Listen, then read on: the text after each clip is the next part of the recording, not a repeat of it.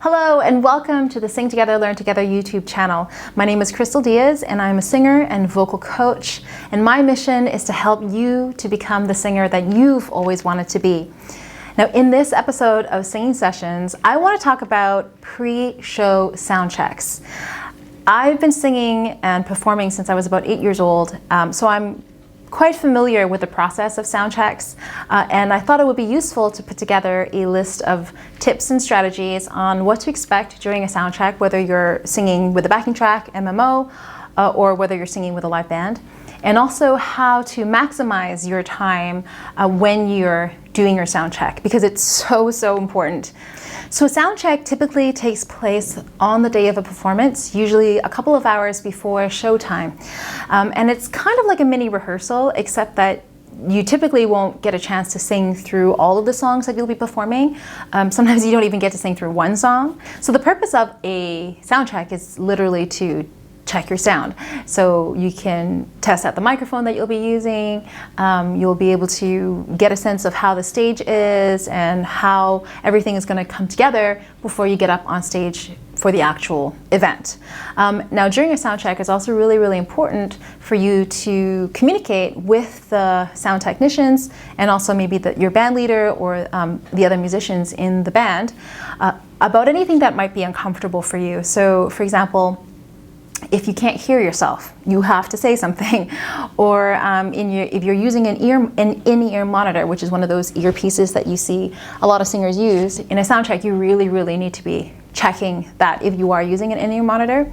It's also a really good opportunity for you to walk around the stage and get a feel for the environment before you actually have to perform, because sometimes you won't get an opportunity to do a technical rehearsal any other time. So I've done both. So I've done events where it was quite a large production and we had a full dress rehearsal, a full technical rehearsal.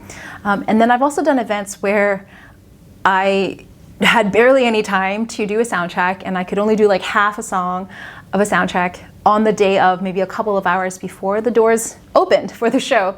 I've also been in situations where I didn't get a sound check at all and I just had to kind of wing it. So ideally, you want to have a sound check and you want to have ample time to do what you need to do so that you can feel super comfortable and confident by the time you get up on stage.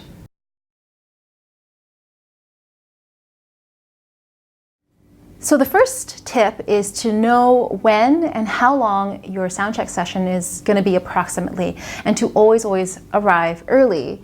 So I know that may seem like I'm stating the obvious, but I make this a point because sometimes you'll be in a performance where there are multiple performers and they each need their time on stage to do a sound check. So it's useful for you to know kind of how long that the organizers are allotting for you to do your sound check.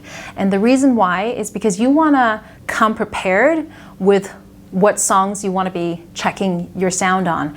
So for example, if you only have 10 minutes, and say you're singing 4 songs, obviously you're not going to be able to run through all 4 songs in those 10 minutes.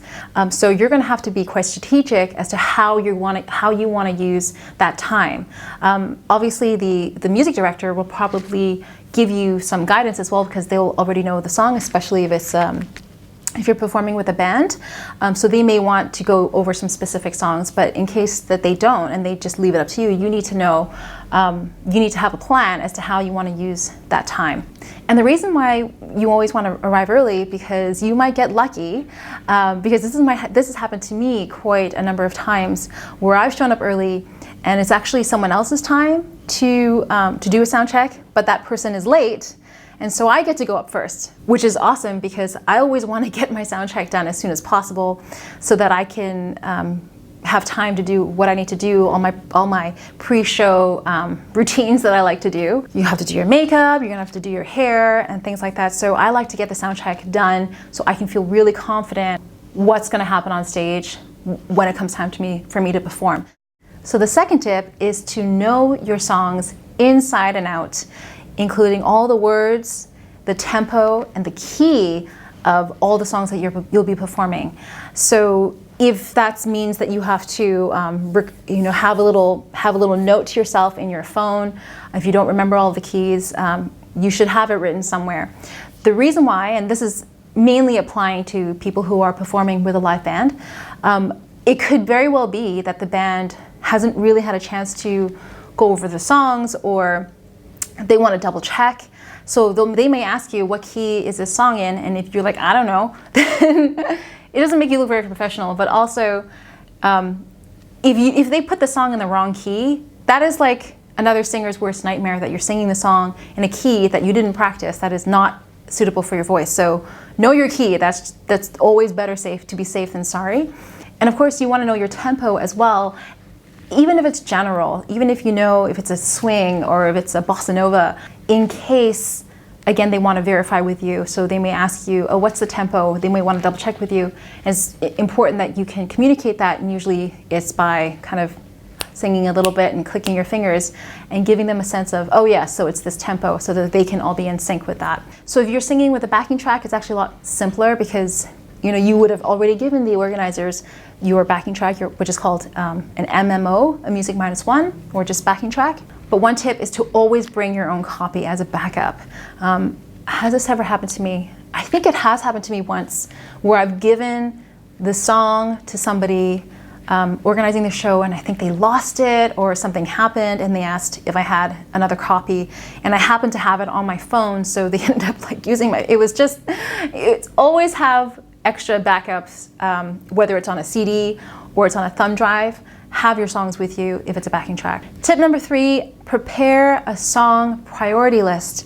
And I kind of mentioned this earlier. So what I mean by this is, if you know you have, say, 8 songs that you need to sing, and they've given you 15 minutes to do a quick sound check, then obviously you're not going to be able to sing all through every single song during your sound check, and nor do you really want to, because you probably don't want to be over singing before you have to perform. So you look at your 8 songs and you think, okay, these are the songs for sure that I know I want to be practicing and getting a feel for on the day of the show prior to actually performing.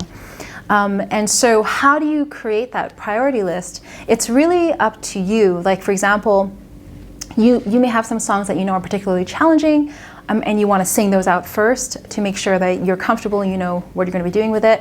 Some of the songs you might be moving around the stage, or some songs you might be doing as a duet with somebody else, so you definitely want to sound check that as a priority for sure. And also, some songs you may have varying levels of dynamic. So for example, some songs may be very, very quiet in the beginning, and then all of a sudden you belt and there's this huge crescendo at the end. So you definitely want to sing that, so that the sound technicians understand that, oh, she's singing very quiet in the beginning. They may adjust your levels in the beginning, and then they may pull your levels back down, because they know that you're going to hit this crazy belty high note, for example. So tip number 4 is to know your entrances and exits. So know where you're going to be coming up on stage, know how you're going to be coming up on stage. So for example, if someone is going to be introducing you, or if you have to come on immediately after a previous performer or after a certain cue, and also your exits. So I was in a performance once where I knew exactly when I was going to come on stage, but I forgot to check how I was going to get off stage. So usually if you're on stage, if it's if it's a typical stage where the stage is here and the audience is here in front of you, then there's stage right, stage left. So I came in on one end, and I thought I would exit off the same end, but they actually wanted me to go the other side, so it was kind of awkward. They were like, oh, no, come this way. And I'm like, oh, no one told me I was supposed to get off that way. But that's my fault, I didn't check. Typically they'll tell you anyway, but in case they don't, people are busy, sometimes they forget, make sure you ask. So tip number 5 is to always know where your monitors are. So monitors are those, they're like speakers, and they're typically on the floor, right? They're called floor monitors. Sometimes they're up, they're hung up, so it could be different depending on the venue. Or sometimes you may not have a monitor at all for yourself. You might have an in-ear monitor, which is what I mentioned before, that earpiece that you hook into your ear, and it's hooked to a battery pack. If you know that you will not be using an in-ear monitor and you're going to be using just the stage sound, then check where they are. So the way that you would check that is just literally by using the microphone and saying testing 1, 2, 3 and walking around just to see where those sounds, the sound of your voice is coming from. Or you can also ask somebody before you go on stage, oh, just so I know which monitors are mine. You know, they will understand what you're talking about because you're basically asking them which monitors are playing the sound from my microphone. So a quick side note about using a microphone during a sound check is make sure you're saying testing 1, 2, 3. Do not tap the mic. Don't blow into the mic. Don't say, is it on? Is it on? Because it really gives away that you're not familiar with the sound checks. Sometimes students ask me, you know, why do singers go testing 1, 2, 3 or mic check 1, 2, 3? Why do they count? Honestly, it's just to give you something to say that is kind of like a sentence. Because otherwise you'd be like, my name is Crystal, I am here today. Right? So rather than have to come up with something to say, just say testing 1, 2, 3. And sometimes people will say, well, can I just say test, test, test, test, test? I would say that's not the best option because you want to kind of say a sentence, and typically if you're using a microphone, you're not going to just be repeatedly saying one single word over and over and over again. You're going to modulate your voice up and down. So you want to say kind of like something that resembles a sentence. That's why testing 1, 2, 3 is just a convenient way of doing that. So moving on to tip number 6 is to mimic as close as possible the conditions of your actual performance during your sound check. So if you are wearing a certain kind of shoes, you know, sound check wearing those shoes. Even if it looks ridiculous to what you're wearing at the time, you're going to want to do that, especially if you're wearing heels. If it's appropriate, you know, wear what you plan to wear during the show, but sometimes you don't always get an opportunity to do that because maybe it's not convenient. Then in that case, I would recommend that you wear something similar to what you will be wearing. If you know you're wearing a gown and it's tight, then show up to your sound check wearing a long skirt that's tight.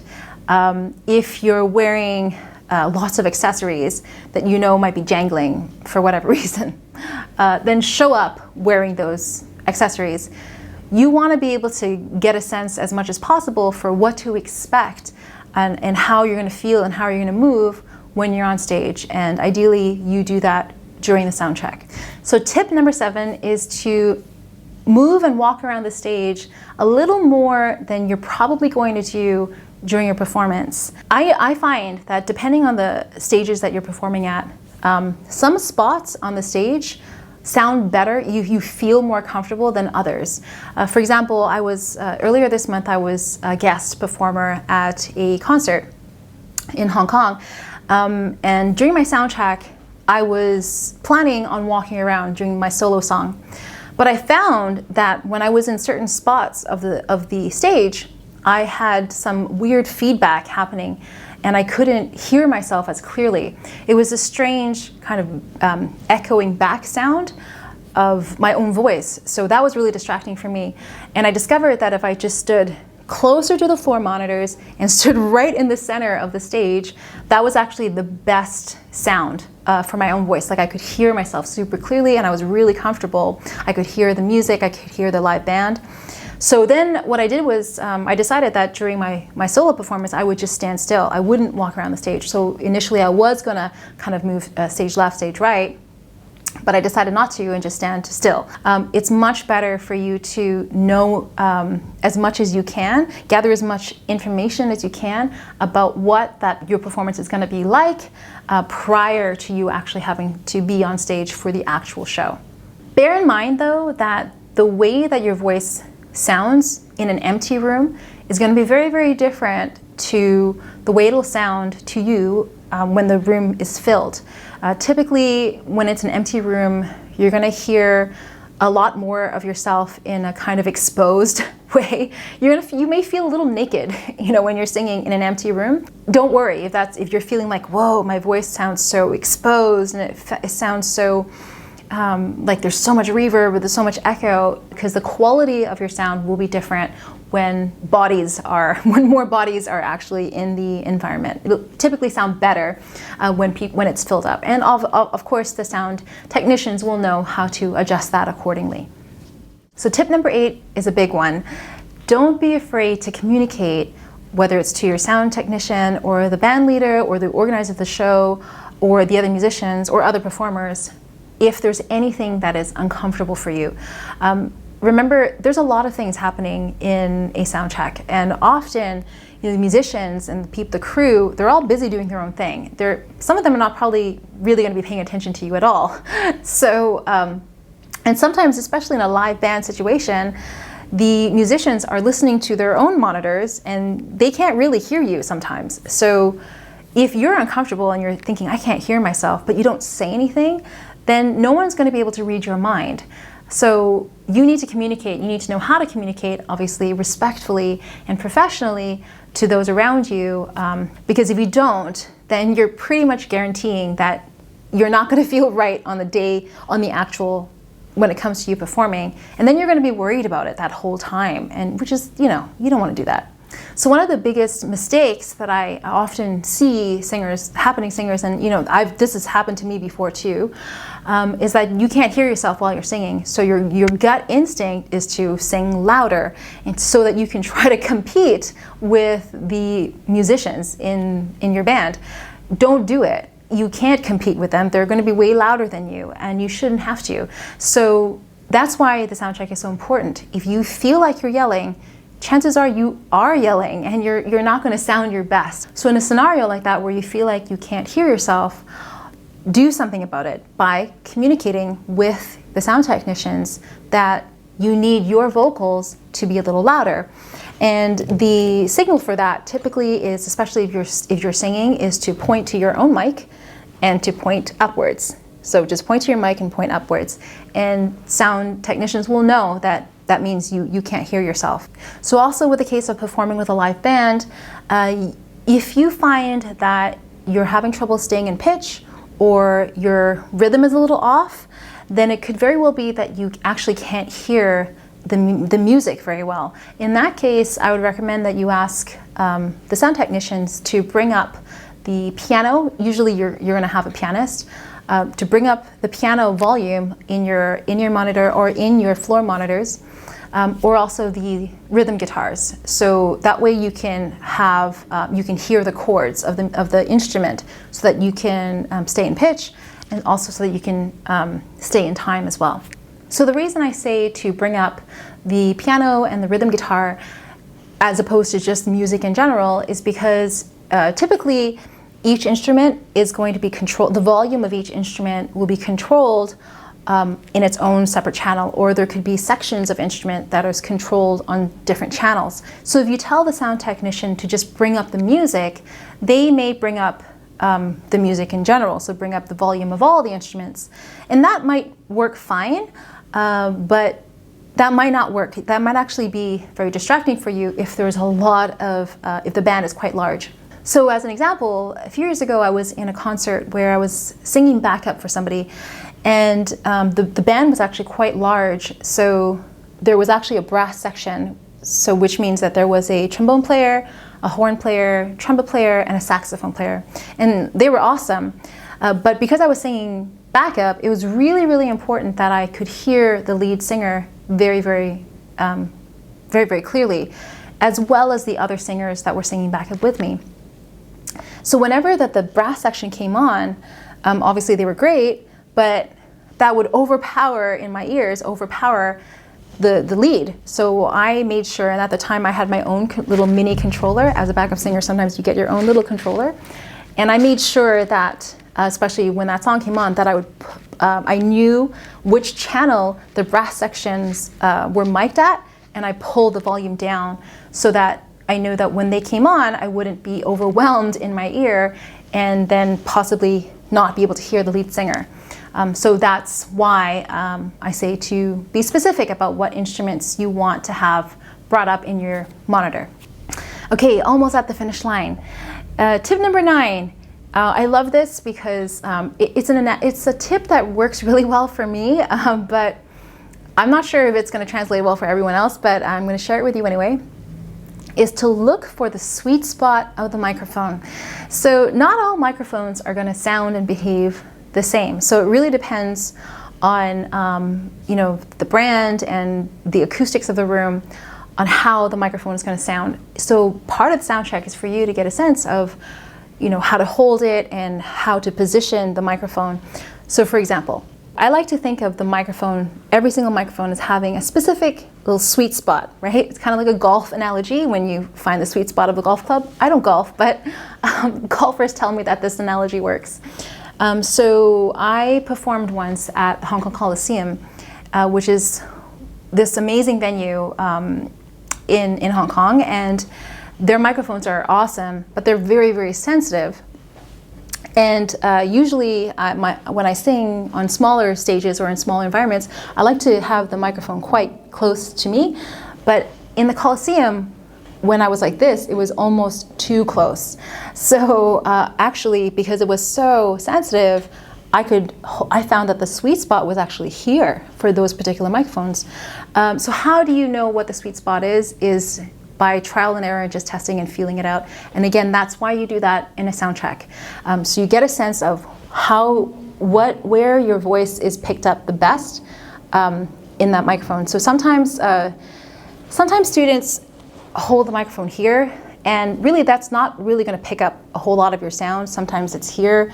Again, that's kind of like your nose, right? It's not going to pick up the best. It's not going to amplify your voice in the most efficient, effective way. So you want to be looking to see, as you're singing, where's the best, the distance and kind of approximately the angle that works the best for your voice. So that's why I say look for the sweet spot of the microphone.